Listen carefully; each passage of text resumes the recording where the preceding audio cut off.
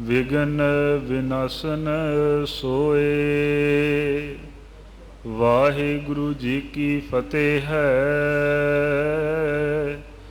Vegan ਵਿਨਾਸ਼ਨ ਸੋਏ। ਸਤਨਾਮ ਸ਼੍ਰੀ ਵਾਹਿਗੁਰੂ ਸਾਹਿਬ ਜੀ ਦੋਹਰਾ। ਸਰਬ ਰਸਨ ਤੇ ਰਸ ਭਲਾ ਸਾਧ ਲੈ ਜੋ ਕੋਏ। ਸ਼੍ਰੀ ਗੁਰਮੁਖ ਤੇ ਨਾਮ ਸੁਨ ਜਪੇ ਸਦਾ ਸੁਖ ਹੋਏ।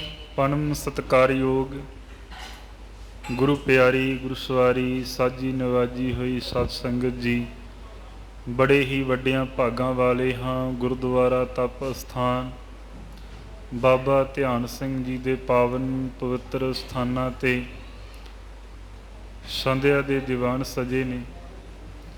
ਸਜੇ ਹੋਏ ਦੀਵਾਨਾਂ ਦੇ ਵਿੱਚ ਚੱਲ ਰਹੀ ਲੜੀਵਾਰ ਗੁਰ ਇਤਿਹਾਸ ਦੀ ਕਥਾ ਆਰੰਭ ਹੋਣ ਲੱਗੀ ਹੈ। ਆਪ ਜਿੱਥੇ ਵੀ ਚੱਲ ਰਹੀ ਵਿਚਾਰ ਨੂੰ ਸਰਵਣ ਕਰ ਰਹੇ ਹੋ, ਚਾਹੇ ਸਤਿਗੁਰਾਂ ਦੇ ਚਰਨਾਂ ਦੇ ਵਿੱਚ ਬਿਰਾਜੇ ਹਾਂ। ਮੈਂ ਸੋ ਇੱਕ ਖਾਸ ਕਰ ਇਹ ਸੰਗਤ ਦੇ ਚਰਨਾਂ 'ਚ ਬੇਨਤੀ ਕਰਾਂ ਕਿ ਜਿੰਨਾ ਚਿਰ ਅਸੀਂ ਗੁਰੂ ਦੇ ਚਰਨਾਂ 'ਚ ਬਿਰਾਜੇ ਨਾ, ਸ਼ਾਂਤਮਈ ਮਾਹੌਲ ਦੇ ਸਦਕਾ ਕੋਈ ਵੀ ਆਵਾਜ਼ ਨਾ ਆਵੇ, ਚੁੱਪ ਦਾ ਦਾਨ ਜ਼ਰੂਰ ਬਖਸ਼ਿਓ ਜੀ। ਇਹ ਦਾਸ ਦੇ ਵੱਲੋਂ ਬੇਨਤੀ ਆਪਣੇ ਚਰਨਾਂ 'ਚ ਪ੍ਰਵਾਨ ਕਰਨੀ, ਕਿਉਂਕਿ ਕਥਾ ਦੇ ਅੱਧ ਦੇ ਵਿੱਚ ਅਸੀਂ ਦੇਖਦੇ ਹਾਂ, ਬਾਅਦ ਦੇ ਵਿੱਚ ਰਸ ਜਿਹੜਾ ਇਹਨਾਂ ਆਨੰਦ ਮਾਰਿਆ ਜਾਂਦਾ ਹੈ। ਸੋ ਗੁਰਦੇਵ ਸੱਚੇ ਪਾਤਸ਼ਾਹ ਜੀ ਕਿਰਪਾ ਕਰਨ, ਸਾਹਿਬ ਜੀ ਦੇ ਚਰਨਾਂ ਵਿੱਚ ਹਾਜ਼ਰੀਆਂ ਲਗਵਾਈਏ। ਰਸਨਾ ਤੋਂ ਕਰੋ ਉਚਾਰਨ, ਆਖੋ ਜੀ ਵਾਹਿਗੁਰੂ ਜੀ ਕਾ ਖਾਲਸਾ ਵਾਹਿਗੁਰੂ ਜੀ ਕੀ ਫਤਿਹ। ਸਰਬ ਰਸਨ ਤੇ ਰਸ ਭਲਾ ਸਾਧ ਲੈ ਜੋ ਕੋਏ। ਕਵੀ ਸੰਤੋਖ ਸਿੰਘ ਜੀ ਇਸ ਅਧਿਆਏ ਦੇ ਆਰੰਭ ਦੇ ਵਿੱਚ ਜੋ ਬਚਨ ਬਿਆਨ ਕਰ ਰਹੇ ਨੇ, ਨਾਮ ਜਪਣ ਦਾ ਫਲ, ਬਗਦਾਦ ਦੇ ਵਿੱਚ ਜੋ ਵਾਰਤਾਲਾਪ ਦੇਖੋ ਜੀ ਦਸਤਗੀਰ ਪੀਰ ਦੇ ਨਾਲ ਹੋਈਆਂ ਨੇ ਪਾਤਸ਼ਾਹ ਜੀ ਦੀਆਂ, ਉਹ ਇਸ ਅਧਿਆਏ ਦੇ ਵਿੱਚ ਕਵੀ ਜੀ ਨੇ ਜ਼ਿਕਰ ਬੜੇ ਹੀ ਸੁੰਦਰ ਕਵਿਤਾ ਮਈ ਦੇ ਵਿੱਚ ਬਿਆਨ ਕੀਤੇ ਨੇ। ਆਰੰਭ ਤੇ ਕਵੀ ਜ਼ਿਕਰ ਕਰਦੇ ਨੇ, ਸਰਬ ਰਸਨ ਤੇ ਰਸ ਭਲਾ ਸਾਧ ਲੈ ਜੇ ਕੋਈ। ਜੇ ਕੋਈ ਸਵਾਦ ਲੈਣ ਦਾ ਇਸ਼ਕ ਹੋਵੇ ਤੇ ਸਾਰਿਆਂ ਰਸਾਂ ਤੋਂ ਸ੍ਰੇਸ਼ਟ ਰਸ ਸਵਾਦ ਇਹ ਹੈ, ਗੁਰਮੁਖ ਤੋਂ ਵਾਹਿਗੁਰੂ ਦਾ ਨਾਮ ਸੁਣ ਕੇ ਹਮੇਸ਼ਾ ਜਿਹੜਾ ਇਹਨਾਂ ਸਿਮਰਨ ਕਰਨਾ ਚਾਹੀਦਾ। ਸ਼੍ਰੀ ਗੁਰਮੁਖ ਤੇ ਨਾਮ ਸੁਣ ਜਪੇ ਸਦਾ ਸੁਖ ਹੋਏ। ਕਹਿਣ ਲੱਗੇ ਫਿਰ ਸਵਾਦ ਦੇ ਨਾਲ ਦੇਖੋ ਜੀ ਸੁਖ ਦੀ ਪ੍ਰਾਪਤੀ ਹੁੰਦੀ ਹੈ। ਸ਼੍ਰੀ ਬਾਲਾ ਸੰਧੁਰ ਵਾਚ। ਭਾਈ ਬਾਲਾ ਜੀ ਸੰਧੂ ਗੋਦ ਦੇ ਵਿਚਾਰ ਕਥਨ ਕਰਦੇ ਹਨ। ਚੌਪਈ ਸ਼੍ਰੀ ਅੰਗਦ ਸੁਨੇ ਕਥਾ ਰਸਾਲਾ। ਇੱਥੇ ਭਾਈ ਬਾਲਾ ਜੀ ਧੰਨ ਗੁਰੂ ਅੰਗਦ ਮਹਾਰਾਜ ਜੀ ਨੂੰ ਕਥਾ ਸੁਣਾ ਰਹੇ ਨੇ। ਕਹਿਣ ਲੱਗੇ ਮੇਰੇ ਪਾਤਸ਼ਾਹ ਅਗਲੀ ਵਿਚਾਰ ਸਰਵਣ ਕਰੋ। ਜਿਸ ਮਹਿ ਮਾਰਗ ਮੁਕਤ ਵਿਸਾਲਾ। ਕਹਿਣ ਲੱਗੇ ਕਿ ਜਿਸ ਵਿੱਚ ਮਹਾਨ ਮੁਕਤੀ ਦਾ ਮਾਰਗ ਹੈ। ਦੀਨ ਬੰਦ ਕੇ ਨੋ ਪ੍ਰਸਥਾਨਾ। ਹੁਣ ਦੇਖੋ ਕਹਿਣ ਲੱਗੇ ਦੀਨਾਂ ਦੇ ਸਹਾਈ ਗੁਰੂ ਨਾਨਕ ਮਹਾਰਾਜ ਜੀ ਦੇਖੋ ਉੱਥੇ ਪਹੁੰਚੇ ਹਨ। ਜਹਾਂ ਦੇਸ ਬਗਦਾਦ ਮਹਾਨਾ। ਕਹਿਣ ਲੱਗੇ ਕਿ ਜਿੱਥੇ ਮਹਾਨ ਦੇਸ਼ ਬਗਦਾਦ ਹੈ, ਬਗਦਾਦ ਨਾਮ ਦੇ ਨਾਲ ਦੇਖੋ ਜੀ ਜਾਣਿਆ ਜਾਂਦਾ ਹੈ। ਅਸੀਂ ਭਾਈ ਗੁਰਦਾਸ ਜੀ ਦੀ ਵਾਰ ਦੇ ਵਿੱਚ ਬੜਾ ਸੁੰਦਰ ਬਚਨ ਪੜ੍ਹਦੇ ਹੈ ਜੀ।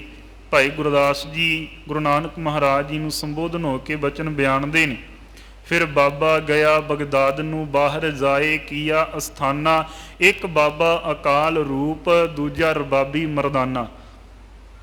ਗੁਰੂ ਦੇ ਨਾਲ ਦੇਖੋ ਜੀ ਗੁਰੂ ਦਾ ਸਿੱਖ ਜਿਹੜਾ ਇਹਨਾਂ ਦੇਖੋ ਪ੍ਰੀਤਵਾਨ ਗੁਰੂ ਦੇ ਜਿਹੜਾ ਇਹਨਾਂ ਨਾਲ ਚੱਲ ਕਰਕੇ ਆ ਰਹੇ ਨੇ ਜਿੱਧਰ ਨੂੰ ਮੇਰੇ ਪਾਤਸ਼ਾਹ ਜੀ ਜਾਂਦੇ ਸੀ। ਦਸਤਗੀਰ ਤਹਿ ਪੀਰ ਰਹੇ ਹੀ। ਕਹਿਣ ਲੱਗੇ ਕਿ ਉੱਥੇ ਬਗਦਾਦ ਵਿਖੇ ਨਾ ਉੱਥੇ ਦਸਤਗੀਰ ਨਾਮ ਦਾ ਇੱਕ ਪੀਰ ਰਹਿੰਦਾ ਸੀ। ਸਪਨ ਰਤਹਿ ਕੀ ਸੇਵਾ ਕਰੇ ਹੀ। ਤੇ ਸਾਰੇ ਲੋਕ ਉਹਦੀ ਸੇਵਾ ਦੇ ਵਿੱਚ ਯਤਨਸ਼ੀਲ ਸਨ। ਆਏ ਸਭਿਖੇ ਰਹਿਤ ਦਿਨ ਰਾਤੀ। ਤੇ ਦਿਨ ਰਾਤ ਉਹਦੇ ਹੁਕਮ ਦੇ ਵਿੱਚ ਰਹਿੰਦੇ ਹਨ। ਇਸ ਮੈਂ ਅਜਮਤ ਬੜ ਬਖਿਆਤੀ। ਕਹਿਣ ਲੱਗੇ ਕਿ ਉਹਦੇ ਵਿੱਚ ਜਿਹੜੀ ਨਾ ਵੱਡੀ ਕਰਾਮਾਤ ਜਿਹੜੀ ਜਾਣੀ ਜਾਂਦੀ ਹੈ। ਦੇਸ਼ ਦੇਤ ਤਿਸ ਦੇਸਾ। ਕਹਿਣ ਲੱਗੇ ਕਿ ਉਸ ਦੇਸ਼ ਦੇ ਵਿੱਚ ਜਿਹੋ ਜੀ ਉਹ ਪੀਰ ਆਗਿਆ ਕਰਦਾ ਏ, ਤਸ ਕਰਹੀ ਸਭ ਸਹਿਤ ਨਰੇਸਾ। ਕਹਿਣ ਲੱਗੇ ਕਿ ਜਿਸ ਤਰ੍ਹਾਂ ਦੀ ਵੀ ਦੇਖੋ ਉਹ ਬੇਨਤੀ ਕਰਦਾ ਸੀ ਨਾ ਪੀਰ, ਤੇ ਬਾਦਸ਼ਾਹ ਸਮੇਤ ਸਾਰੇ ਲੋਕ ਉਸੇ ਤਰ੍ਹਾਂ ਉਹਦੀ ਪਾਲਣਾ ਜਿਹੜੀ ਹੈ ਨਾ ਉਪਦੇਸ਼ ਦੀ ਕਰਦੇ ਸਨ।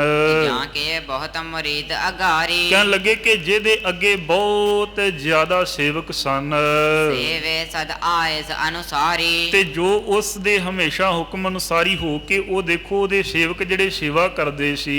ਇਹ ਕੋ ਮਾਨ ਹਰਨ ਗੁਣ ਖਾਨੇ, ਉਸ ਪੀਰ ਦਾ ਹੰਕਾਰ ਮਿਟਾਉਣ ਲਈ ਧੰਨ ਗੁਰੂ ਨਾਨਕ ਮਹਾਰਾਜ ਜੀ ਕਹਿਣ ਲੱਗੇ ਪ੍ਰਾਪਤ ਭਏ ਜਹਾਂ ਰਜਧਾਨੀ। ਗੁਰੂ ਜੀ ਰਾਜਧਾਨੀ ਵਿਖੇ ਪਹੁੰਚ ਗਏ। ਪੁਰ ਤੇ ਵਹਿਰ ਰੁਚਰ ਜਲ ਹੇਰਾ, ਪਾਤਸ਼ਾਹ ਦੇਖੋ ਨਗਰ ਤੋਂ ਬਾਹਰ ਸੁੰਦਰ ਮਿੱਠਾ ਜਲ ਉੱਥੇ ਉਹਨਾਂ ਨੇ ਵੇਖਿਆ। ਬੈਠ ਗਏ ਤਹਿ ਕਰਕੇ ਡੇਰਾ, ਪਾਤਸ਼ਾਹ ਦੇਖੋ ਉੱਥੇ ਬਸੇਬਾ ਕਰਕੇ ਨਾ ਭਾਵ ਡੇਰਾ ਲਾ ਕੇ ਬੈਠ ਗਏ ਹਨ। ਜਬ ਇੱਕ ਰਜਨੀ ਸਕਲ ਬਿਤਾਈ, ਕਹਿਣ ਲੱਗੇ ਕਿ ਜਦੋਂ ਉੱਥੇ ਇੱਕ ਸਾਰੀ ਦੇਖੋ ਜੀ ਜ਼ਿੰਦਗੀ ਬਤੀਤ ਤੇ ਕੀ ਕਰਨੀ ਹੈ, ਸਮਾਂ ਆਪਣਾ ਬਤੀਤ ਕਰ ਰਹੇ ਨੇ। ਕਹਿਣ ਲੱਗੇ ਸਾਰੀ ਰਾਤ ਉੱਥੇ ਗੁਜ਼ਾਰ ਦਿੱਤੀ ਹੈ ਮੇਰੇ ਪਾਤਸ਼ਾਹ ਜੀ ਨੇ। ਦਿਨ ਤਾਂ ਲੰਘਿਆ ਹੀ ਲੰਘਿਆ ਹੈ, ਰਾਤ ਵੀ ਬਤੀਤ ਹੋ ਗਈ। ਜਾਕੇ ਪ੍ਰਭੂ ਭੋਰ ਹਵੇ ਆਈ, ਕਹਿਣ ਲੱਗੇ ਕਿ ਦੇਖੋ ਜਦੋਂ ਸਵੇਰ ਹੋਈ ਨਾ ਤੇ ਗੁਰੂ ਜੀ ਨੂੰ ਜਾਗ ਆਈ। ਕਰ ਇਸ਼ਨਾਨ ਪੜੀ ਮੁਖ ਬਾਨੇ, ਅੰਮ੍ਰਿਤ ਵੇਲੇ ਇਸ਼ਨਾਨ ਕਰਕੇ ਦੇਖੋ ਸਤਿਗੁਰੂ ਗੁਰੂ ਨਾਨਕ ਮਹਾਰਾਜ ਜੀ ਵਾਹਿਗੁਰੂ ਦੀ ਮਹਿਮਾ ਦੇ ਨਾਲ ਦੇਖੋ ਆਪਣੀ ਸੁਰਤ ਜੋੜੀ। ਸ੍ਰੀ ਕਰਤਾਰ ਸਿਫਤ ਮਹਿਸਾਨੇ, ਕਹਿਣ ਲੱਗੇ ਕਿ ਦੇਖੋ ਉਸ ਕਰਤਾਰ ਦੀ ਮਹਿਮਾ ਜਿਹੜੀ ਇਹਨਾਂ ਗਾਇਨ ਕਰ ਰਹੇ ਨੇ, ਆਪਣੇ ਮੁਖ ਤੋਂ ਬਾਣੀ ਪੜ੍ਹੀ ਮੇਰੇ ਪਾਤਸ਼ਾਹ ਜੀ ਨੇ। ਲੱਖ ਪਤਾਲ ਲੱਖ ਆਕਾਸ, ਜਿਸ ਵੇਲੇ ਸੁੱਖਾਂ ਦੀ ਪੂੰਜੀ ਗੁਰੂ ਨਾਨਕ ਮਹਾਰਾਜ ਜੀ ਨੇ ਇਹ ਸ਼ਬਦ ਜਿਹੜਾ ਇਹਨਾਂ ਉਚਾਰਿਆ ਏ, ਇਹ ਜਬ ਸ਼ਬਦ ਪੜਿਓ ਸੁਖ ਰਾਸ, ਏਕ ਮੁਰੀਦ ਪੀਰ ਕੋ ਆਇਆਂ, ਹਿਤ ਮੱਜਨ ਕੇ ਜਲ ਜਿਹ ਥਾਇੰ। ਹੁਣ ਸ਼ਬਦ ਦੇਖੋ ਪਾਤਸ਼ਾਹ ਜੀ ਉਚਾਰਨ ਕਰ ਰਹੇ ਸੀ, ਜਿਵੇਂ ਅਸੀਂ ਜਪਜੀ ਸਾਹਿਬ ਦੀ ਬਾਣੀ ਵਿੱਚ ਬਚਨ ਪੜ੍ਹਦੇ ਆ ਨਾ, ਪਾਤਾਲਾਂ ਪਾਤਾਲ ਲਖ ਆਗਾਸਾਂ ਆਗਾਸ, ਓੜਕ ਓੜਕ ਭਾਲ ਥਕੇ ਵੇਦ ਕਹਿਨਕ ਬਾਤ। ਹੁਣ ਇਹ ਸ਼ਬਦ ਦੇਖੋ ਪਾਤਸ਼ਾਹ ਜੀ ਪੜ੍ਹ ਰਹੇ ਨੇ, ਸੁਰਤੀ ਕਾਲ ਪੁਰਖ ਦੇ ਚਰਨਾਂ 'ਚ ਜੁੜੀ। ਕਹਿਣ ਲੱਗੇ ਹੁਣ ਇਹਦੇ ਵਿੱਚ ਭਾਵਨਾ ਕੀ ਹੈ ਕਿ ਲੱਖ ਪਤਾਲ ਨੇ ਲੱਖ ਆਗਾਸ ਵਾਲਾ ਜਿਹੜਾ ਇਹਨਾਂ ਪੜ੍ਹਿਆ, ਤਾਂ ਇੱਥੋਂ ਤੱਕ ਜਲ ਵਾਲੇ ਸਥਾਨ ਤੇ ਨਾ ਜਿੱਥੇ ਪਾਤਸ਼ਾਹ ਜੀ ਬੈਠੇ ਸੀ ਪੜ੍ਹ ਰਹੇ ਸੀ ਇਹ ਸ਼ਬਦ ਨੂੰ। ਕਹਿਣ ਲੱਗੇ ਦਸਤਗੀਰ ਦਾ ਇੱਕ ਸੇਵਕ ਜਿਹੜਾ ਇਸ਼ਨਾਨ ਕਰ ਰਿਹਾ ਸੀ ਉੱਥੇ ਲਾਗੇ, ਤੇ ਇਸ਼ਨਾਨ ਕਰਨ ਲਈ ਜਦੋਂ ਉਹ ਆਇਆ ਹੋਇਆ ਨਾ ਲਾਗੇ, ਦੇਖੋ ਜੀ ਇਹਨੇ ਸ਼ਬਦ ਸੁਣਿਆ। ਸੁਨਿਓ ਸਰੋਨ ਮਹਿ ਇਹ ਪਦ ਤਾਹੀ, ਤੇ ਸੇਵਕ ਨੇ ਆਪਣੇ ਕੰਨਾਂ ਦੇ ਨਾਲ ਉਸੇ ਦੇਖੋ ਜੀ ਬਾਣੀ ਦੀ ਤੁਕ ਨੂੰ ਸੁਣਿਆ ਹੈ। ਸਮਰਿਓ ਆਪਣੇ ਮਨ ਮਾਹੀ, ਆਪਣੇ ਮਨ ਦੇ ਵਿੱਚ ਇਹਨੇ ਹੈਰਾਨੀ ਪੈਦਾ ਕੀਤੀ ਕਿਆ ਕੁਫਤ ਬਕਤ ਹੈ ਕੋਈ, ਤੇ ਸੋਚਣ ਲੱਗਾ ਕਿ ਇਹ ਦੇਖੋ ਕੋਈ ਝੂਠ ਕੁਫਰ ਬੋਲਦਾ ਹੈ। ਕੁਰਾਨ ਕਿਤਾਬ ਨ ਸੋਈ, ਹੁਣ ਕਹਿਣ ਲੱਗੇ ਕੁਰਾਨ ਸ਼ਰੀਫ ਵਿੱਚ ਇਹੋ ਜਿਹਾ ਤਾਂ ਵਰਣਨ ਨਹੀਂ ਕੀਤਾ ਗਿਆ ਕਿ ਜਿਹੜਾ ਇਹ ਗੱਲ ਕਰਦਾ ਹੈ ਕਿ ਲੱਖਾਂ ਹੀ ਪਤਾਲ ਨੇ ਲੱਖਾਂ ਹੀ ਆਗਾਸ ਹਨ। ਤਰਕ ਕਰਤ ਅਸ ਗਇਓ ਸਮੀਪਾ, ਕਹਿਣ ਲੱਗੇ ਇਉਂ ਉਹ ਚਰਚਾ ਕਰਕੇ ਨਾ ਆਪਣੇ ਮਾਈਂਡ ਦੇ ਵਿੱਚ, ਤੇ ਦੇਖੋ ਆਪਣੇ ਜਿਹੜਾ ਇਹ ਨਾ ਦਸਤਗੀਰ ਭਾਵ ਜਿਹੜਾ ਉਹਨੇ ਮੋਢੀ ਬਣਾਇਆ ਹੈ, ਆਪ ਉਹਦਾ ਸੇਵਕ ਬਣਿਆ ਹੈ। ਕਹਿਣ ਲੱਗੇ ਉੱਥੇ ਜਿਹੜਾ ਚਲੇ ਗਿਆ ਬੈਠੇ ਬੇਦੀ ਕੁਲ ਦੀਪਾ, ਜਿੱਥੇ ਦੇਖੋ ਸਤਿਗੁਰੂ ਗੁਰੂ ਨਾਨਕ ਮਹਾਰਾਜ ਜੀ ਬੈਠੇ ਸਨ। ਨੇ ਗਾਨ ਲਗਿਓ ਮਰਦਾਨਾ, ਕਹਿਣ ਲੱਗੇ ਉਸੇ ਪਲ ਭਾਈ ਮਰਦਾਨਾ ਤੇ ਲਾਗੇ ਨੇ ਨਾ, ਜਿਵੇਂ ਬਚਨ ਪੜ੍ਹਦੇ ਆ ਦੂਜਾ ਰਬਾਬੀ ਮਰਦਾਨਾ। ਕਹਿਣ ਲੱਗੇ ਉਸੇ ਪਲ ਵਿੱਚ ਭਾਈ ਮਰਦਾਨੇ ਨੇ ਰਬਾਬ ਵਜਾ ਕੇ ਨਾ ਪ੍ਰਭੂ ਦੀ ਉਪਮਾ ਗਾਉਣ ਲੱਗਾ। ਖਰੇ ਹੋਏ ਸੁਣ ਕੇ ਚਿਰਤਾਈ ਗਮਨਿਓ ਬੋਰ ਪੀਰ ਨਿਜ ਥਾਈ। ਉਹ ਸੇਵਕ ਦੇਖੋ ਉੱਥੇ ਖੜਾ ਰਿਹਾ। ਕਹਿਣ ਲੱਗੇ ਕਾਫੀ ਸਮੇਂ ਤੱਕ ਨਾ ਸੁਣ ਕੇ ਫਿਰ ਆਪਣੇ ਜਿਹੜਾ ਇਹਨਾਂ ਟਿਕਾਣੇ ਤੇ ਆਇਆ ਏ। ਹੁਣ ਜਦੋਂ ਇਹ ਸ਼ਬਦ ਸੁਣ ਰਹੇ ਨੇ ਟਿਕਾਣੇ ਤੇ ਇਹ ਆਇਆ ਤੇ ਪੀਰ ਦੇ ਕੋਲ ਪਹੁੰਚ ਗਿਆ ਤੇ ਕਹਿਣ ਲੱਗੇ ਮੌਕਾ ਪਾ ਕੇ ਨਾ ਉਹ ਪੁੱਛਣ ਲੱਗਾ ਆਪਣੇ ਉਸ ਦਸਤਗੀਰ ਪੀਰ ਨੂੰ, ਹੇ ਹਜ਼ਰਤ ਇੱਕ ਭਾਰੀ ਕੁਫਰ ਝੂਠ ਜਿਹੜਾ ਇਹ ਨਾ ਸੁਣੋ, ਬਾਹਰ ਇੱਕ ਹਿੰਦੂ ਫਕੀਰ ਬੈਠਾ ਏ, ਉਹਨੇ ਅਜਿਹਾ ਕੁਫਰ ਭਰਿਆ ਬੋਲ ਆਖਿਆ ਏ, ਲੱਖਾਂ ਪਤਾਲ ਕਹੇ ਲੱਖਾਂ ਆਗਾਸ ਕਹੇ। ਕੁਰਾਨ ਸ਼ਰੀਫ ਵਿੱਚ ਤਾਂ ਇੱਥੋਂ ਤੱਕ 14 ਲੋਕ ਖੰਡ ਜਿਹੜੇ ਦੱਸੇ ਗਏ ਨੇ, ਇੰਨੇ ਹੀ ਤੁਸੀਂ ਖੁਦ ਸਾਨੂੰ ਸੁਣਾਏ ਨੇ। ਹੁਣ ਕਵੀ ਕਹਿਣ ਲੱਗੇ ਤਿਸਨੇ ਲੱਖ ਆਕਾਸ ਪਤਾਲੇ ਬੋਹਰ ਨਾ ਓਰਕ ਥਰ ਰਹੇ ਭਾਲੇ, ਸੁਣ ਕੇ ਚਰਜ ਮੁਝ ਮਨ ਆਵਾ ਸਇਓ ਨਾ ਜਾਏ ਜੋ ਤਹੇ ਸੁਣਾਵਾ। ਹੁਣ ਦੇਖੋ ਕਹਿਣ ਲੱਗੇ ਕਿ ਉਹ ਜਿਹੜੇ ਗੁਰੂ ਨੇ ਉਸ ਫਕੀਰ ਨੇ ਜੋ ਬਚਨ ਪੜ੍ਹੇ ਨੇ ਨਾ, ਉਹਨੇ ਤੇ ਆਖੇ ਲੱਖਾਂ ਆਗਾਸ ਤੇ ਲੱਖਾਂ ਪਤਾਲ ਨੇ, ਉਹਨਾਂ ਦਾ ਇੱਥੋਂ ਤੱਕ ਇਹ ਕਹਿਣਾ ਹੈ ਤੇ ਕਹਿਣ ਲੱਗੇ ਕਿ ਕੋਈ ਅੰਤ ਨਹੀਂ ਗਾ ਪ੍ਰਮਾਤਮਾ ਦਾ। ਜਿਨ੍ਹਾਂ ਦੀ ਲੋਕ ਖੋਜ ਕਰਦੇ ਹਾਰ ਗਏ ਨੇ, ਇਹ ਸੁਣ ਕੇ ਦੇਖੋ ਮੇਰੇ ਹਿਰਦੇ ਵਿੱਚ ਹੈਰਾਨੀ ਹੋਈ ਹੈ ਪੈਦਾ। ਜੇ ਉਹਨੇ ਇਹ ਆਖਿਆ ਹੈ ਨਾ, ਉਹ ਮੇਰੇ ਤੋਂ ਸਹਿਣ ਨਹੀਂ ਹੋ ਸਕਦਾ ਜੋ ਉਹਨੇ ਬਚਨ ਕਹੇ ਨੇ। ਦੇਖੋ ਅੱਗੇ ਕਵੀ ਜ਼ਿਕਰ ਕਰਦੇ ਨੇ, ਲਿਖਿਓ ਖਿਲਾਫ ਕੁਰਾਨ ਦਰਮਿਆਨ। ਕਹਿਣ ਲੱਗੇ ਕਿ ਕੁਰਾਨ ਦੇ ਵਿੱਚ ਜੋ ਲਿਖਿਆ ਹੈ ਨਾ, ਇਹ ਉਸ ਦੇ ਉਲਟ ਹੈ। ਇਹ ਫਕੀਰ ਜਾਂ ਇੱਥੋਂ ਤੱਕ ਬੇਸਮਝ ਹੈ ਜਾਂ ਝੂਠ ਬੋਲਦਾ ਹੈ। ਇੱਕ ਤਾਂ ਉਹਦੇ ਦੇਖੋ ਜੀ ਹੈਰਾਨਗੀ ਵਾਲੀ ਗੱਲ ਆਖੀ ਪਈ ਹੈ, ਮਨ 'ਚ ਸਮਝ ਨਹੀਂ ਪੈਦਾ ਹੋ ਰਹੀ। ਦੂਜੇ ਉਹਨੇ ਰਾਗ ਜਿਹੜਾ ਇਹਨਾਂ ਗਾਉਣਾ ਉਹ ਆਰੰਭ ਕੀਤਾ ਹੈ, ਇਹ ਵੀ ਮਨ ਵਿੱਚ ਵਿਚਾਰ ਨਹੀਂ ਸਮਝ ਆ ਰਹੇ। ਮਨੇ ਸਗਰੇ ਦੇ ਸਮਝਾਰੀ। ਹੁਣ ਕਹਿਣ ਲੱਗੇ ਕਿ ਦੇਖੋ ਤੁਹਾਡੇ ਸਾਰੇ ਜਿਹੜੇ ਬੋਲ ਅਸੀਂ ਮੰਨਦੇ ਹਾਂ, ਪਰ ਸਾਰੇ ਦੇਸ਼ ਦੇ ਵਿੱਚ ਰਾਗ ਗਾਉਣ ਤੇ ਪਾਬੰਦੀ ਤੁਸੀਂ ਲਗਾਈ ਹੈ। ਜੇਕਰ ਤੁਹਾਡੇ ਕੋਲ ਹੀ ਤੁਹਾਡੇ ਹੁਕਮਾਂ ਦੀ ਉਲੰਘਣਾ ਹੋਵੇਗੀ ਨਾ, ਤੇ ਫਿਰ ਦੂਰ ਦੇਸ਼ ਦੇ ਵਿੱਚ ਸਭ ਬਿਨਾਂ ਭੈ ਦੇ ਇੱਥੋਂ ਤੱਕ ਲੋਕੀ ਮਨ ਮਰਜ਼ੀ ਕਰਨਗੇ। ਜੇਕਰ ਉਹਨਾਂ ਨੂੰ ਸਜ਼ਾ ਨਹੀਂ ਦੇਵੋਗੇ ਤਾਂ ਆਪ ਦੀ ਦਿਨ ਪ੍ਰਤੀ ਦੇਖੋ ਜੀ ਦਿਨ ਜਿਹੜੀ ਸ਼ਕਤੀ ਘਟ ਜਾਵੇਗੀ। ਇਸ ਫਕੀਰ ਨੇ ਜੋ ਕੁਫਰ ਬੋਲਿਆ ਹੈ ਨਾ, ਤੇ ਇਹਦੇ ਲਈ ਇਹ ਵੱਡੀ ਸਜ਼ਾ ਦੇ ਲਾਇਕ ਜਿਹੜਾ ਹੈ, ਇਹਨੂੰ ਸਜ਼ਾ ਦੇਣੀ ਬਣਦੀ ਹੈ। ਜੇਕਰ ਹੁਣੇ ਹੀ ਉਸ ਨੂੰ ਨਾ ਰੋਕੋਗੇ ਨਾ, ਤਾਂ ਮੁਸਲਮਾਨ ਸਾਰੇ ਦੇਖੋ ਕਾਫਰ ਹੋਏ। ਉਹ ਤਾਂ ਦੇਖੋ ਫਿਰ ਮਨ 'ਚ ਵਿਚਾਰਾਂ ਵੱਖਰੀਆਂ ਕਰਨਗੇ ਨਾ ਪੈਦਾ ਆਪਣੇ। ਦਸਤਗੀਰ ਨੇ ਇਹ ਦੇਖੋ ਜੀ ਝਗੜਾ ਸੁਣ ਕੇ ਨਾ, ਉਹਦੇ ਜਿਹੜਾ ਮਨ 'ਚ ਪੈਦਾ ਹੋ ਰਿਹਾ ਸੀ, ਕ੍ਰੋਧ ਲੈ ਕੇ ਆਇਆ ਸੀ ਨਾ ਉਹ ਸੇਵਕ, ਮਨ ਦੇ ਵਿੱਚ ਕਹਿਣ ਲੱਗੇ ਬਹੁਤ ਕ੍ਰੋਧ ਪੈਦਾ ਕੀਤਾ। ਸਾਰੇ ਨਗਰ ਵਾਸੀਆਂ ਨੂੰ ਇਹਨੇ ਹੁਕਮ ਕਰ ਦਿੱਤਾ ਏ, ਜਾ ਕੇ ਦੇਖੋ ਕਿ ਜਿੰਨੇ ਇਹ ਸ਼ਬਦ ਬੋਲਿਆ ਨਾ, ਉਹਨੂੰ ਜਾ ਕੇ ਨਾ ਵੱਟੇ ਮਾਰ ਮਾਰ ਕੇ ਜਾਨੋਂ ਮਾਰ ਦਿਓ ਜੇ। ਬੜੇ ਪਿਆਰ ਨਾਲ ਇਹਨੂੰ ਸੁਣਿਓ। ਸਭ ਚੱਲ ਜਾਹੋ ਨਾ ਲਾਵੋ ਦੇਰਾ, ਹੁਕਮ ਭੰਗ ਕੀਨੋ ਤਿਨ ਮੇਰਾ। ਕਹਿਣ ਲੱਗੇ ਕਿ ਉਹਨੇ ਮੇਰੇ ਹੁਕਮ ਦੀ ਉਲੰਘਣਾ ਕੀਤੀ ਹੈ। ਇਹ ਸਾਰੇ ਲੋਕਾਂ ਨੂੰ ਕਹਿ ਰਿਹਾ ਨਾ, ਆਮ ਲੋਕਾਂ ਨੂੰ, ਜਿਵੇਂ ਪਬਲਿਕ ਹੁੰਦੀ ਉਹਨਾਂ ਨੂੰ ਆਮ ਤੌਰ ਤੇ ਕਹਿ ਰਿਹਾ ਸੀ ਦਸਤਗੀਰ।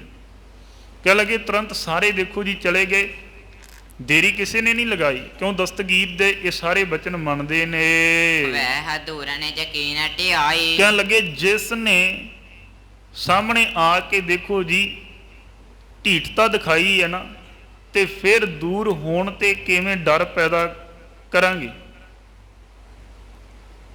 ਇਹ ਬਗਦਾਦ ਜੋ ਮਹਾਨ ਸਥਾਨ ਹੈ, ਮੁਸਲਮਾਨਾਂ ਦਾ ਵੱਡਾ ਨਿਵਾਸ ਟਿਕਾਣਾ ਹੈ, ਆਪਸ ਵਿੱਚ ਬਚਨ ਕਰ ਰਹੇ ਨੇ ਦਸਤਗੀਰ ਪੀਰ ਤੇ ਨਾਲ ਉਹਦਾ ਸੇਵਕ। ਕਹਿਣ ਲੱਗੇ ਕਿ ਜੇਕਰ ਇੱਥੇ ਹੁਕਮ ਅੰਦੂਲੀ ਹੋ ਗਈ ਤਾਂ ਫਿਰ ਕੋਈ ਮਰਿਆਦਾ ਨਹੀਂ ਰੱਖੇਗਾ। ਪੀਰ ਦਸਤਗੀਰ ਦਾ ਹੁਕਮ ਪਾ ਕੇ ਨਾ, ਬੱਚੇ ਕਹਿਣ ਲੱਗੇ, ਬੁੱਢੇ ਵੀ ਦੇਖੋ ਤੇ ਜਵਾਨ, ਉਹ ਤੁਰੰਤ ਦੇਖੋ ਜੀ ਉਧਰ ਨੂੰ ਚੱਲ ਪਏ ਜਿੱਥੇ ਗੁਰੂ ਨਾਨਕ ਮਹਾਰਾਜ ਜੀ ਬੈਠੇ ਸੀ। ਕਹਿਣ ਲੱਗੇ ਇੱਕ ਇੱਕ ਪੱਥਰ ਜਿਹੜਾ ਇਹਨਾਂ ਸਾਰਿਆਂ ਨੇ ਹੱਥ ਦੇ ਵਿੱਚ ਲੈ ਲਿਆ। ਹੁਣ ਹੱਥਾਂ ਦੇ ਵਿੱਚ ਸਾਰਿਆਂ ਨੇ ਪੱਥਰ ਫੜੇ ਨੇ, ਛੋਟੇ ਬੱਚਿਆਂ ਨੇ ਛੋਟੇ ਪੱਥਰ ਫੜੇ ਨੇ, ਵੱਡਿਆਂ ਨੇ ਦੇਖੋ ਜੀ ਵੱਡੇ ਪੱਥਰ ਫੜੇ ਹੋਏ ਨੇ। ਕਹਿਣ ਲੱਗੇ ਕਿ ਚੱਲਦਿਆਂ ਹੋਇਆਂ ਨੇ ਬਹੁਤ ਰੌਲਾ ਪਾਉਣਾ ਸ਼ੁਰੂ ਕਰ ਦਿੱਤਾ ਕਿ ਗੁਰੂ ਨਾਨਕ ਮਹਾਰਾਜ ਜੀ ਨੇ ਉਸ ਸਮੇਂ ਰੌਲਾ ਜਿਹੜਾ ਇਹਨਾਂ ਸੁਣ ਲਿਆ, ਕਿਉਂ ਆਵਾਜ਼ ਇਹਨਾਂ ਦੀ ਉੱਚੀ ਆ ਰਹੀ ਸੀ ਨਾ।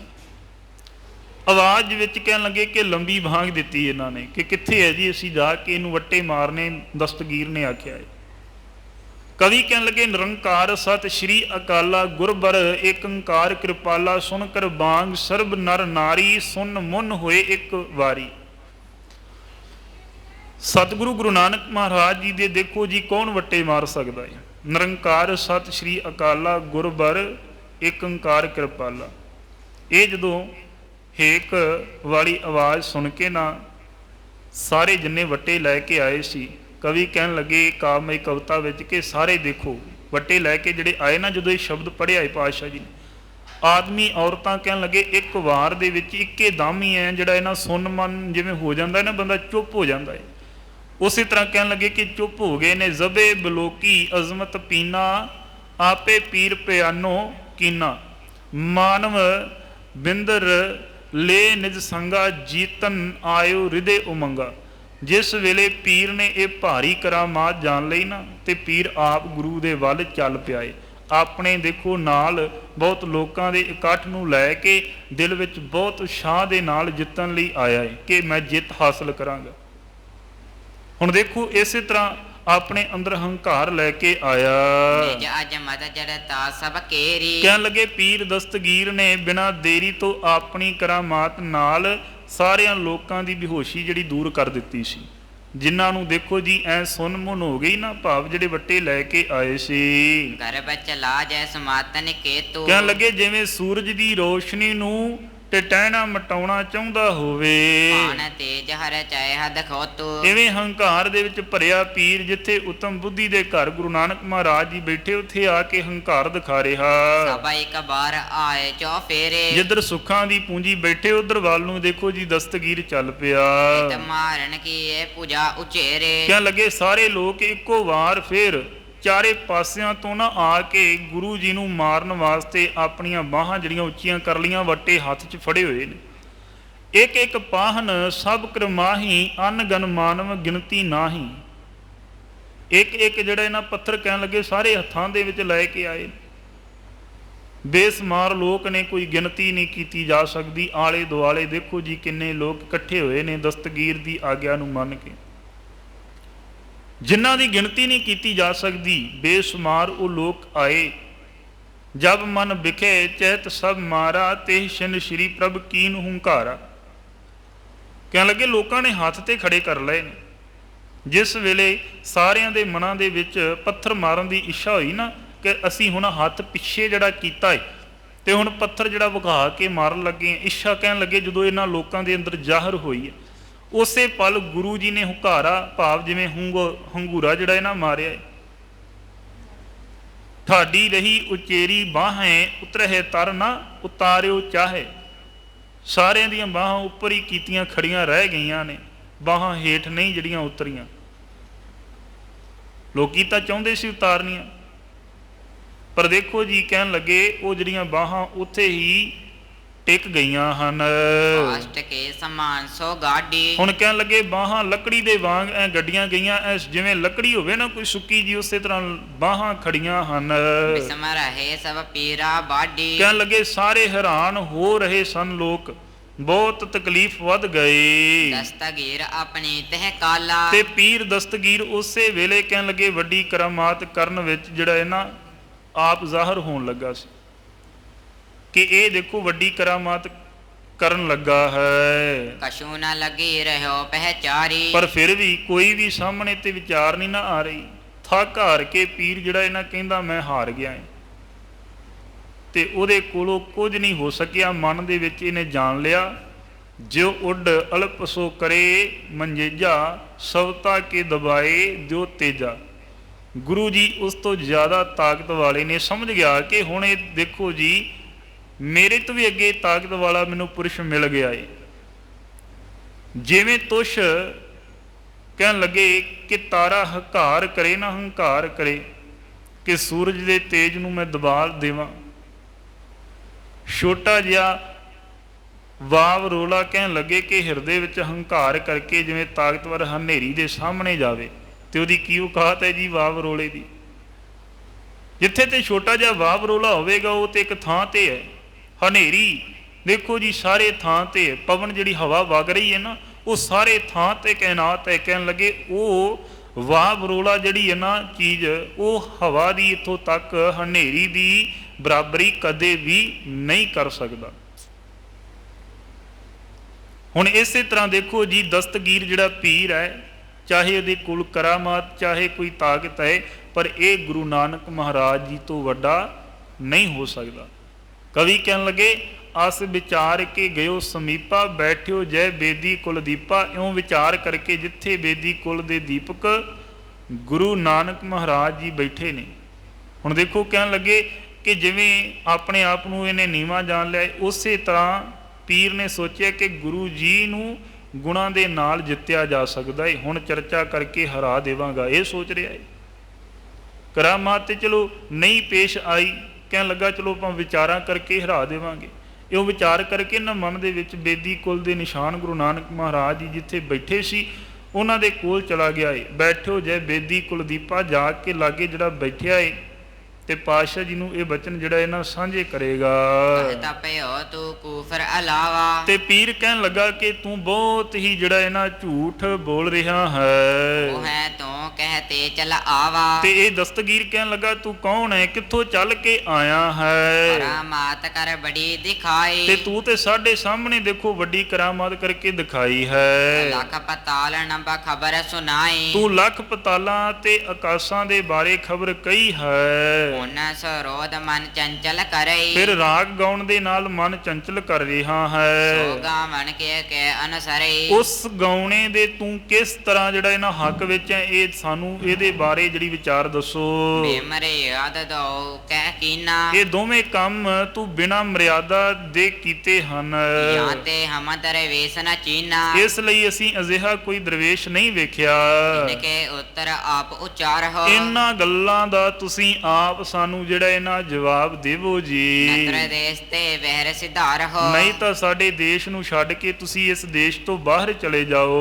गंजन गर्भ गुरु बखयाने, ਗੁਣਾਂ ਦੀ ਖਾਨ ਗੁਰੂ ਨਾਨਕ ਮਹਾਰਾਜ ਜੀ, ਹੰਕਾਰ ਨਾਸ ਕਰਨ ਵਾਲੇ ਪਾਤਸ਼ਾਹ ਜੀ। दस्तगीर संग पाखी बाने, ਹੁਣ ਦੇਖੋ ਉਹਨਾਂ ਨੇ ਦਸਤਗੀਰ ਪੀਰ ਦੇ ਨਾਲ ਜਿਹੜੇ ਵਿਚਾਰ ਕਥਨ ਕੀਤੇ।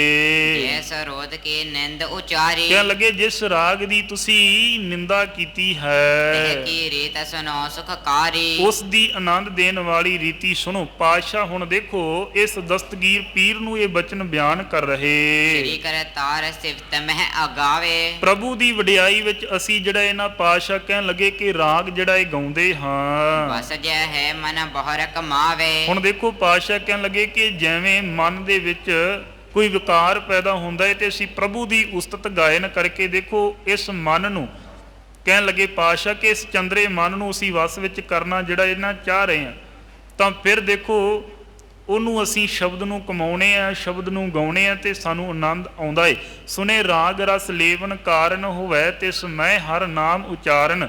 ਹੁਣ ਕਹਿਣ ਲੱਗੇ ਆਨੰਦ ਮਾਣਨ ਲਈ ਰਾਗ ਜਿਹੜਾ ਇਹਨਾਂ ਸੁਣਦੇ ਆ ਜਿਸ ਵਿੱਚ ਪ੍ਰਭੂ ਦੇ ਨਾਮ ਨੂੰ ਇੱਥੋਂ ਤੱਕ ਅਸੀਂ ਉਚਾਰਨ ਕੀਤਾ ਹੋਇਆ ਏ, ਪਰ ਇੱਕ ਮਨ ਦੇ ਵਿੱਚ ਪਿਆਰ ਵਾਲਾ ਜਿਹੜਾ ਜਜ਼ਬਾ ਪੈਦਾ ਕਰਕੇ ਦੇਖਿਓ। ਭਾਵ ਰਾਗ ਦੀ ਜਿਹੜੀ ਵਿਚਾਰ ਕਵੀ ਅੱਗੇ ਬਿਆਨਦੇ ਹਨ देहुल सावे जगियासी, ਕਿ ਜਿਹਨੂੰ ਗਿਆਨ ਦੀ ਪ੍ਰਾਪਤੀ ਦੀ ਇੱਛਾ ਹੁੰਦੀ ਹੈ ਨਾ, ਤੇ ਉਹਨੂੰ ਦੇਖੋ ਉਸ ਰਾਗ ਦੇ ਨਾਲ ਹਿਰਦੇ ਵਿੱਚ ਆਨੰਦਿਤ ਹੋ ਕੇ ਵਿਨਾਸ਼ ਰਹਿਤ ਵਾਹਿਗੁਰੂ ਵਿੱਚ ਉਹ ਲੀਨ ਹੋ ਜਾਂਦਾ ਏ। ਰਾਗ ਦੀ ਗੱਲ ਹੈ। ਅਸੀਂ ਜਦੋਂ ਕੀਰਤਨ ਸ਼ਬਦ ਜਿਹੜਾ ਹੈ ਨਾ ਗੁਰਬਾਣੀ ਦਾ ਕੀਰਤਨ ਸਰਵਣ ਕਰਦੇ ਹਾਂ, ਗੁਰਬਾਣੀ ਦਾ ਸ਼ਬਦ ਰਾਗ ਦੇ ਵਿੱਚ ਪਾਤਸ਼ਾਹ ਜੀ ਬਚਨ ਬਿਆਨਦੇ ਨੇ, ਕੀਰਤਨ ਨਿਰਮੋਲਕ ਹੀਰਾ ਆਨੰਦ ਗੁਣੀ ਗਹੀਰਾ। ਭਾਵ ਕਿ ਸਾਡਾ ਮਨ ਜਿਹੜਾ ਹੈ ਨਾ ਆਨੰਦ ਦੇ ਵਿੱਚ ਜਿਹੜਾ ਹੈ ਨਾ ਜਾ ਕਰਕੇ ਜੁੜਦਾ ਹੈ। ਕਲ ਮੈਂ ਤੋਰ ਉਪਾਏ ਨਾ ਔਰੇ ਕੀਰਤ ਕਰ ਇਉਂ ਤਰਹਿ ਕਰੋਰੇ। ਕਹਿਣ ਲੱਗੇ ਕਿ ਦੇਖੋ ਕਿ ਵਾਹਿਗੁਰੂ ਦੇ ਵਿੱਚ ਬੰਦਾ ਲਿਵ ਲੀਨ ਤਾਂ ਹੁੰਦਾ ਏ, ਕਲਯੁਗ ਦੇ ਵਿੱਚ ਪ੍ਰਭੂ ਦੇ ਮਿਲਾਪ ਦਾ ਹੋਰ ਕੋਈ ਸਾਧਨ ਨਹੀਂ। ਇਉਂ ਕੀਰਤਨ ਕਰਕੇ ਹੀ ਕਰੋੜਾਂ ਲੋਕ ਜਿਹੜੇ ਤਰ ਗਏ। याते राग रीत हम नीकी, ਪਾਤਸ਼ਾਹ ਜੀ ਦੇਖੋ ਬੜੇ ਸੁੰਦਰ ਬਚਨ ਬਿਆਨਦੇ ਨੇ। ਕਹਿਣ ਲੱਗੇ ਦਸਤਗੀਰ ਨੂੰ ਕਿ ਇਸੇ ਲਈ ਅਸੀਂ ਦੇਖੋ ਰਾਗ ਦੀ ਰੀਤੀ ਧਾਰਨ ਕੀਤੀ ਹੈ ਤੇ ਉਹਦਾ ਰਸ ਲੈਣ ਹਿਤ ਪ੍ਰਭੂ ਦੀ ਸਿਫਤ ਦੇ ਵਿੱਚ ਬੁੱਧੀ ਜਿਹੜੀ ਨਾ ਸਾਡੀ ਜਿਹੜੀ ਭਿੱਜ ਚੁੱਕੀ ਹੈ ਤੇ ਭਿੱਜ ਵੀ ਜਾਂਦੀ ਹੈ। ਜੋ ਤੁਸੀਂ ਕਹਿੰਦੇ ਹੋ ਨਾ ਕਿ ਰਾਗ ਨਾਲ ਬੁੱਧੀ ਚੰਚਲ ਕਮਾਤਰ ਹੋ ਜਾਂਦੀ, ਭਾਵ ਨਹੀਂ ਜੁੜਦੀ, ਮਨ ਚੰਚਲ ਹੋ ਜਾਂਦਾ ਹੈ। ਅਤੇ ਰਾਗ ਵਿਸ਼ੇ ਵਿਕਾਰਾਂ ਵਿੱਚ ਦੇਖੋ ਜੀ ਮਨ ਲਗਾ ਦਿੰਦਾ ਹੈ ਕਿ ਰਾਗ ਜਿਹੜਾ ਇਹਨਾਂ ਵਿਸ਼ੇ ਵਿਕਾਰਾਂ ਵਿੱਚ ਮਨ ਨੂੰ ਲਗਾ ਦਿੰਦਾ ਹੈ। ਕਵੀ ਕਹਿਣ ਲੱਗੇ ਸੋ ਤੋ ਕਾਮ ਚੇਸ਼ਟਾ ਮਾਹੀ ਕਰੇ ਸਰੋਧ ਸੇ ਨਰਕ ਸਿਧਾਈ। ਉਹ ਜਿਹੜੇ ਕਾਮ ਦੀ ਇੱਛਾ ਪੂਰਤੀ ਲਈ ਰਾਗ ਗਾਉਂਦੇ ਨੇ ਉਹ ਨਰਕਾਂ ਨੂੰ ਜਾਂਦੇ ਨੇ। ਕਹਿਣ ਲੱਗੇ ਹੁਣ ਦੂਸਰਾ ਉੱਤਰ ਕੰਨਾਂ ਰਾਹੀਂ ਸੁਣੋ। ਪਾਤਸ਼ਾਹ ਕਹਿਣ ਲੱਗੇ ਕਿ ਕੁਰਾਨ ਨੇ 14 ਦੇਖੋ ਜੀ ਤਬਕਾਂ ਦੇਖੋ। ਕਹਿਣ ਲੱਗੇ ਕਿ ਪਤਾਲਾਂ ਕਾਸਾਂ ਕਈਆਂ ਨੇ ਨਾ ਤਿਸ ਕੋ ਕਰਨਹਾਰ ਹੈ ਜੋ ਤਾਕੂ 14 ਕੀ ਸੁਧ ਹੋ। ਕਹਿਣ ਲੱਗੇ ਉਸ ਕੁਰਾਨ ਦਾ ਜੋ ਕਰਤਾ ਹੈ ਨਾ ਉਸ ਨੂੰ 14 ਕਹਿਣ ਲੱਗੇ ਕਿ ਤਬਕਾਂ ਦੀ ਖਬਰ ਹੋਵੇਗੀ लाखन की सुध जिनको होई, ਕਿ ਜਿਨ੍ਹਾਂ ਨੂੰ ਲੱਖਾਂ ਆਕਾਸ਼ ਤੇ ਪਤਾਲਾਂ ਦੀ ਖਬਰ ਹੋਵੇਗੀ ती भने न झूठ बगोई, ਕਿ ਉਹਨਾਂ ਨੇ ਦੇਖੋ ਉਨੇ ਹੀ ਆਖੇ ਨੇ, ਕੋਈ ਝੂਠ ਨਹੀਂ ਕਹਿ ਰਿਹਾ, ਕੋਈ ਝੂਠ ਨਹੀਂ ਬੋਲ ਰਿਹਾ। लाखन परे न औरक कोई, ਕਹਿਣ ਲੱਗੇ ਕਿ ਦੇਖੋ ਇਹ ਲੱਖਾਂ ਤੋਂ ਵੀ ਪਰੇ ਹੈ, ਉਹਨਾਂ ਦਾ ਕੋਈ ਵੀ ਅੰਤ ਨਹੀਂ ਪਾ ਸਕਦਾ। ਬੇਸ਼ੁਮਾਰ ਸਾਹਿਬ ਹੈ ਸੋਈ। ਉਹਦੇ ਗੁਣਾਂ ਦੀ ਉਹਦੇ ਇੱਥੋਂ ਤੱਕ ਅਸੀਂ ਕਹਿ ਦਈਏ ਕਿ ਜੇ ਉਲੰਘਣਾ ਕਰਦੇ ਫਿਰ ਤੇ ਪਾਪ ਵਾਲੀ ਗੱਲ ਹੈ। ਇਹ ਗੁਨਾਹ ਦੀ ਵਡਿਆਈ ਕੋਈ ਗਾ ਨਹੀਂ ਸਕਦਾ। ਦਸਤਗੀਰ ਸੁਣੈ ਸਾਚ ਨ ਮਾਨੇ। ਹੁਣ ਦੇਖੋ ਉਹ ਪ੍ਰਭੂ ਬੇਅੰਤ ਪਾਤਸ਼ਾਹ ਕਹਿਣ ਲੱਗੇ ਪਰ ਪੀਰ ਦਸਤਗੀਰ ਨੇ ਸੁਣ ਕੇ ਜਿਹੜਾ ਇਹਨਾਂ ਸੱਚ ਹਲੇ ਵੀ ਨਹੀਂ ਮੰਨਿਆ। ਏਤ ਵੀ ਲੋਕਨ ਬੋਲਿਓ ਬਾਣੀ। ਕਹਿਣ ਲੱਗੇ ਦੇਖਣ ਲਈ ਪੀਰ ਨੇ ਫਿਰ ਆਖਿਆ ਹੈ। ਹੁਣ ਕਹਿਣਾ ਹੈ ਕਿ ਮੈਨੂੰ ਭਰੋਸਾ ਹੋਵੇ ਕਿ ਮੈਂ ਕੁਝ ਵੇਖਾਂ ਤੇ ਫਿਰ ਹੀ ਵਿਸ਼ਵਾਸ ਹੋਵੇਗਾ। ਇਹ ਪ੍ਰਤੀਤ ਨ ਆਵੇ ਮੁਕ। ਤੁਹਾਡੇ ਕਹਿਣੇ ਤੇ ਮੈਨੂੰ ਭਰੋਸਾ ਨਹੀਂ ਹੈ। ਪਾਤਸ਼ਾਹ ਜੀ ਨੂੰ ਦਸਤਗੀਰ ਕਹਿ ਰਿਹਾ। ਇਹ ਦਿਖਾਏ ਜੇ ਹੈ ਸੁਧ ਤੋਕ। ਕਹਿਣ ਲੱਗਾ ਪੀਰ ਦਸਤਗੀਰ ਜੇਕਰ ਤੁਹਾਨੂੰ ਸੋਝੀ ਹੈ ਤਾਂ ਸਾਨੂੰ ਵੀ ਉਹ ਦੇਖੋ ਜੀ ਲੱਖਾਂ ਪਤਾਲ ਤੇ ਲੱਖਾਂ ਗਾਸ ਵਿਖਾ ਦੇਵੋ। ਸੁਤ ਮੇਰੇ ਕੋ ਸੰਗ ਲੈ ਜਾਵਹ। ਪਾਤਸ਼ਾਹ ਜੀ ਨੂੰ ਕਹਿਣ ਲੱਗਾ ਕਿ ਮੇਰੇ ਪੁੱਤਰ ਨੂੰ ਨਾਲ ਲੈ ਜਾਵੋ। ਜਿਤੀ ਪਹੁੰਚ ਹੈ ਤੇ ਦਿਖਾਵਹ। ਜਿੰਨੇ ਵਿੱਚ ਤੁਹਾਡੀ ਪਹੁੰਚ ਹੈ ਨਾ ਦੇਖੋ ਕਿ ਉਨਾ ਹੀ ਮੇਰੇ ਪੁੱਤਰ ਨੂੰ ਉਹ ਦਿਖਾ ਦੇਵੋ। ਜਿਤੀ ਪਹੁੰਚ ਹੈ ਤੇ ਦਿਖਾਵੋ ਉਨਾ ਹੀ ਮੇਰੇ ਪੁੱਤਰ ਨੂੰ ਵਿਖਾ ਲਿਆਵੋ। ਸੁਨ ਕੇ ਤੇਸ਼ਨ ਸ਼੍ਰੀ ਜਗਨਨਾਥਾ। ਉਸੇ ਪਲ ਜਗਤ ਦੇ ਮਾਲਕ ਗੁਰੂ ਨਾਨਕ ਮਹਾਰਾਜ ਜੀ ਨੇ ਸੁਣ ਕੇ ਉਸ ਪੀਰ ਦੇ ਪੁੱਤਰ ਦਾ ਹੱਥ ਆਪਣੇ ਹੱਥ ਦੇ ਵਿੱਚ ਫੜ ਲਿਆ ਏ। ਕਹਿਓ ਕਿ ਲੋਚਨ ਮੂੰਦੋ ਦੋਈ। ਹੱਥ ਫੜ ਕੇ ਨਾ ਦੇਖੋ ਮੇਰੇ ਪਾਤਸ਼ਾਹ ਗੁਰੂ ਨਾਨਕ ਮਹਾਰਾਜ ਜੀ ਉਸ ਬਾਲਕ ਦਾ ਦਸਤਗੀਰ ਦੇ ਬੱਚੇ ਦਾ ਤੇ ਉਹਨੂੰ ਪਾਤਸ਼ਾਹ ਜੀ ਨੇ ਆਖਿਆ ਕਿ ਬਾਲਕ ਆਪਣੇ ਪੁੱਤਰਾ ਤੂੰ ਦੋਵੇਂ ਅੱਖਾਂ ਨੂੰ ਮੀਟ ਲੈ। ਚਾਹੋ ਜੋ ਦੇਖ ਲਿਓ ਅਬ ਸੋਈ। ਹੁਣ ਜੋ ਲੋਕ ਦੇਖਣਾ ਚਾਹੁੰਦਾ ਹੈ ਜੋ ਇੱਥੋਂ ਤੱਕ ਚੀਜ਼ਾਂ ਵੇਖਣਾ ਚਾਹੁੰਦਾ ਹੈ ਨਾ ਉਹੀ ਤੂੰ ਦੇਖ ਲਵੇ। ਮੁਦਰਤ ਨੈਣ ਕੀਏ ਤਨ ਜਬਹਿ। ਕਹਿਣ ਲੱਗੇ ਜਿਉਂ ਹੀ ਉਸ ਬਾਲਕ ਨੇ ਅੱਖਾਂ ਬੰਦ ਕਰ ਲਈਆਂ ਪਰ ਆਕਾਸ਼ ਦਿਖਾਇਓ ਤਬਹਿ। ਉਸੇ ਵੇਲੇ ਉਹਨੂੰ ਦੂਸਰਾ ਆਕਾਸ਼ ਦਿਖਾ ਦਿੱਤਾ।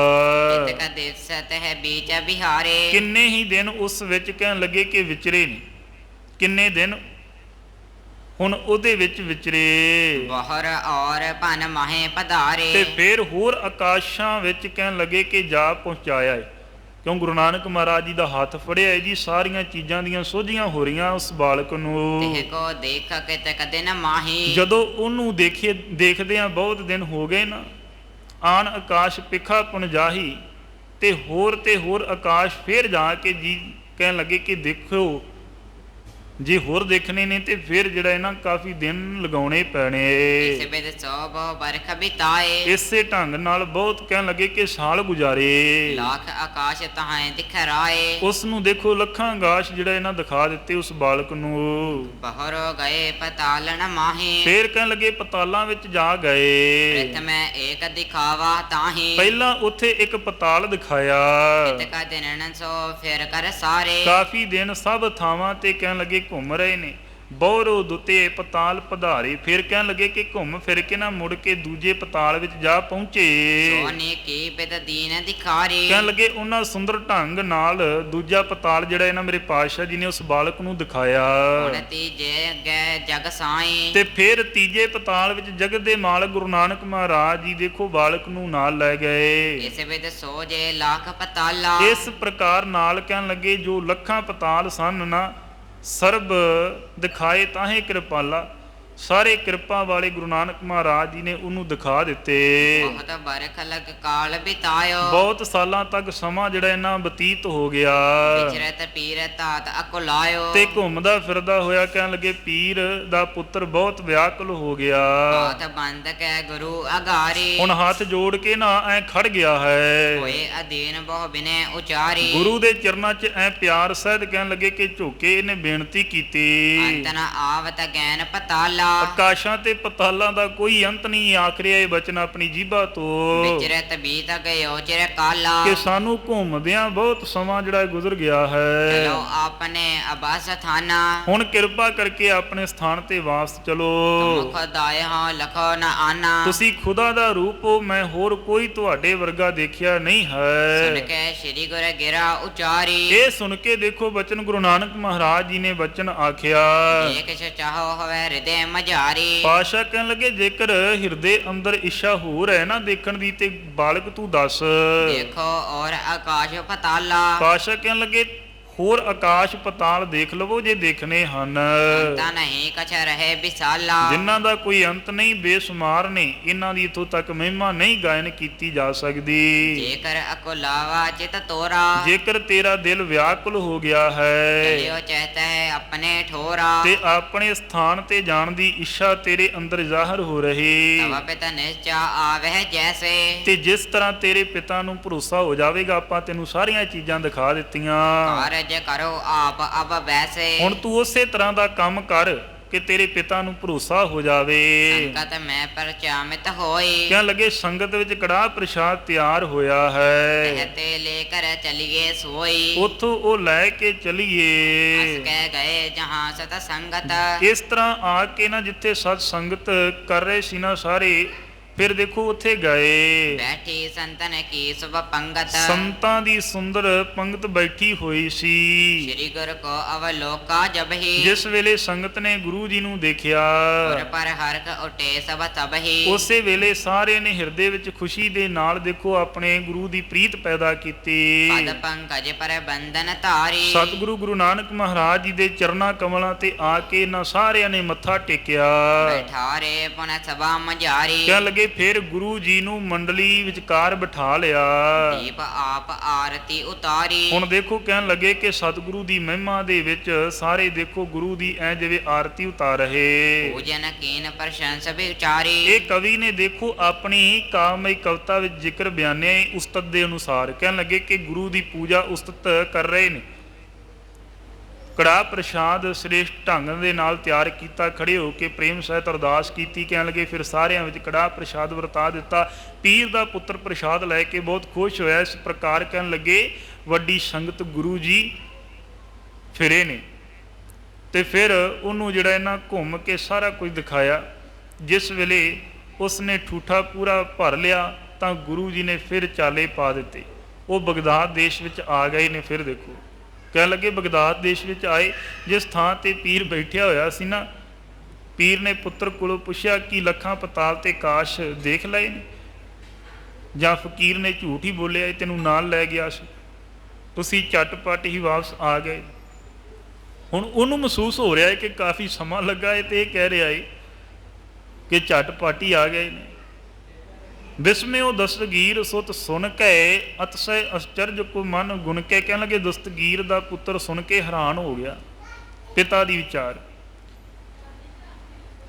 ਉਹ ਹੈਰਾਨ ਕਰ ਦੇਣ ਵਾਲੀ ਸੀ ਨਾ ਵਿਚਾਰ, ਕਿ ਬਹੁਤ ਜ਼ਿਆਦਾ ਵਾਪਰੇ ਚੰਬੇ ਨੂੰ ਮਨ ਵਿੱਚ ਬਹੁਤ ਗਿਣਤੀ ਮਿਣਤੀ ਕਰਦਾ ਹੋਇਆ ਕਹਿਣ ਲੱਗਾ ਕਿ ਬਾਪੂ ਮੈਂ ਬੜੀਆਂ ਗਿਣਤੀਆਂ ਮਿਣਤੀਆਂ ਕਰਕੇ ਆਏ, ਮੇਰੇ ਕੋਲੋਂ ਪੁੱਛ ਹੀ ਕੁਛ ਨਾ।